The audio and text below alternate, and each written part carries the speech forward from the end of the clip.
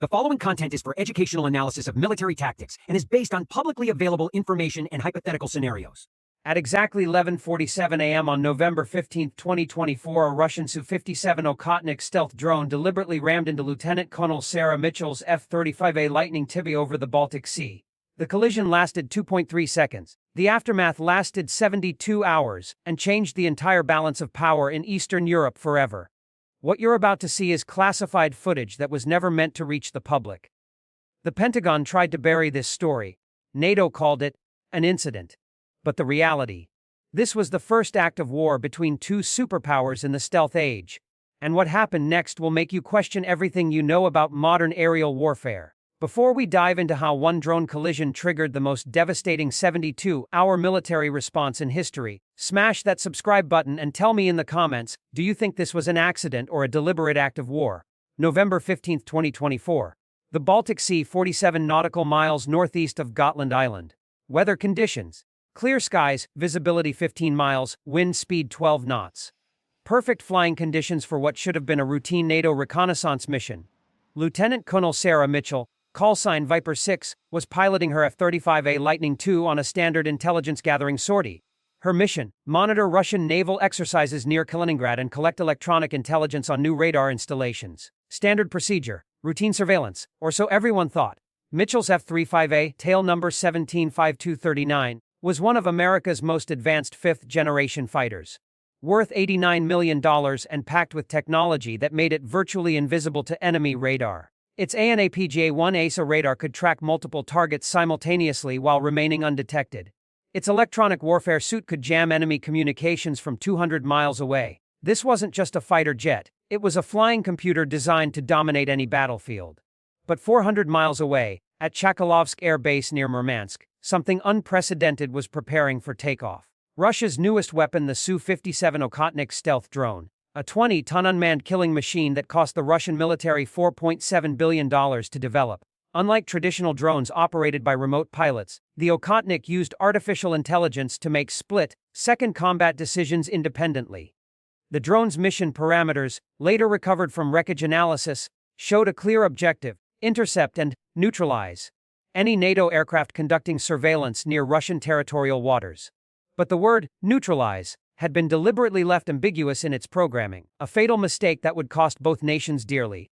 At 11:32 a.m., Mitchell's F-35 entered what NATO designated as international airspace, maintaining a safe distance of 15 nautical miles from Russian territorial waters. Her radar was operating in passive mode, collecting intelligence without actively transmitting signals that could reveal her position. What she didn't know was that the Okhotnik had been tracking her for 17 minutes. Russian radar installations on the Kola Peninsula had detected the F-35's heat signature using new infrared tracking systems specifically designed to counter stealth technology. The moment Mitchell's aircraft appeared on their scopes, the Okhotnik received its target coordinates and began its intercept course. The AI-controlled drone approached from Mitchell's 6 o'clock position, using a flight path that kept it in the F-35's radar blind spot. Its stealth coating absorbed most radar waves, while its unusual flying wing design minimized its heat signature. For 12 minutes, the Okhotnik shadowed the American fighter undetected. At 11:44 a.m., Mitchell's radar warning receiver finally detected the approaching threat. A single tone echoed through her helmet: enemy aircraft, closing fast, 3 miles and decreasing. But when she looked at her tactical display, she saw nothing. Her advanced ASA radar, capable of detecting a baseball from 100 miles away, showed empty sky. Command: Viper 6. Mitchell radioed to her controller at Ramstein Air Base in Germany. I'm showing a radar contact that isn't painting on scope. Possible stealth aircraft. The response came immediately: Viper 6, no friendly aircraft in your vicinity. Maintain course and altitude. Probable false return. But Mitchell knew better. 23 years of flying experience told her something was wrong, very wrong. At 11:46 a.m., the Okhotnik's AI made a decision that would change military history. Its target recognition system identified Mitchell's F-35 as a high-value threat requiring immediate neutralization. But instead of firing its missiles from a safe distance, the AI calculated that a ramming attack would be more effective against the F-35's defensive systems. The reasoning was coldly logical: missiles could be jammed or decoyed. A physical collision could not. Mitchell saw the Russian drone at the last possible second, a dark shape emerging from her blind spot like a mechanical predator. The Okhotnik was massive, nearly twice the size of her F-35, with swept, back wings and a single turbofan engine glowing orange, hot in the Baltic morning. Mitchell yanked her stick hard left while simultaneously deploying chaff and flares, hoping to confuse any missiles the drone might be carrying. But the Okhotnik wasn't firing missiles. It was aimed directly at her aircraft's right wing, closing at a combined speed of 200 miles per hour. The Okhotnik's titanium, reinforced nose section struck Mitchell's F-35 just behind the wing root, shearing through carbon fiber and aluminum like tissue paper. The impact generated forces equivalent to 847 times the weight of both aircraft. Mitchell's fighter instantly became uncontrollable, spinning toward the Baltic Sea in a death spiral she couldn't recover from. But the Okhotnik paid a price too. The collision tore away its left wing and damaged its AI processing unit. Instead of completing its mission and returning to base, the Russian drone began its own uncontrolled descent toward the same patch of ocean. Mitchell had 18 seconds to make the most important decision of her life: try to save her $89 million aircraft, or save herself. At 400 feet above the Baltic Sea, Lieutenant Colonel Sarah Mitchell pulled her ejection handle. The Martin Baker ejection seat fired her clear of the disintegrating F-35 at 14 times the force of gravity. 3 seconds later, her parachute deployed. 7 seconds after that, both aircraft hit the water in twin explosions that could be seen from 20 miles away. The moment Mitchell's emergency beacon activated, every NATO military installation in Europe went to high alert. Her location was transmitted simultaneously to the Pentagon, NATO headquarters in Brussels, and the USS Gerald R. Ford, which was conducting exercises 200 miles away in the North Sea. But the Russians were closer. A Kamovkai 27 search and rescue helicopter, dispatched from Kokolovsk Air Base, reached the crash site 14 minutes before the nearest NATO aircraft. What happened next would become the most controversial 12 minutes in recent military history. According to later testimony, the Russian helicopter crew's orders were simple: recover the Okhotnik's AI processing unit, and any American pilot who might have survived. But when they found Mitchell floating in her survival raft, very much alive and conscious, their orders became complicated. Lieutenant Colonel Mitchell was now in possession of classified information about Russian stealth drone capabilities. She had seen the Okhotnik's approach pattern, witnessed its AI decision-making process, and observed its stealth characteristics firsthand. In the wrong hands, this intelligence could compromise Russia's entire stealth drone program. The helicopter crew faced an impossible choice: rescue an enemy pilot as required by international law, or eliminate a critical intelligence threat to national security. They chose a third option that would haunt both nations for years to come. Instead of immediately picking up Mitchell, the Russian crew began recording everything: her survival equipment, her emergency procedures, her radio communications with NATO rescue forces. They turned a rescue mission into an intelligence-gathering operation, violating every international treaty governing downed aircrew. For 12 minutes, Mitchell floated in 39-degree water, while Russian military personnel documented her every movement.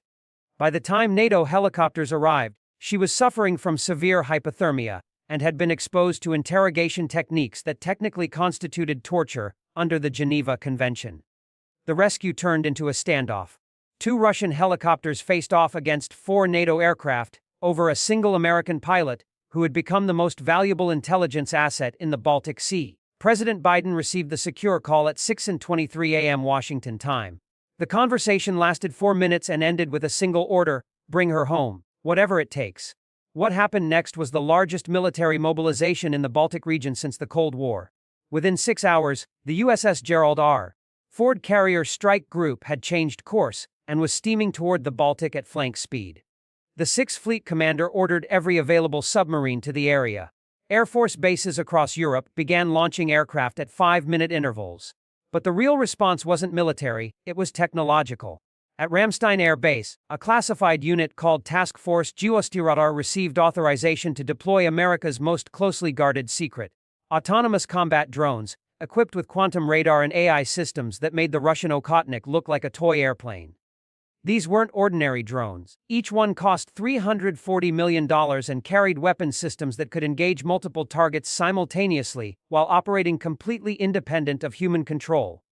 They had been designed for one purpose: to establish absolute air superiority against any adversary, including other AI-controlled aircraft.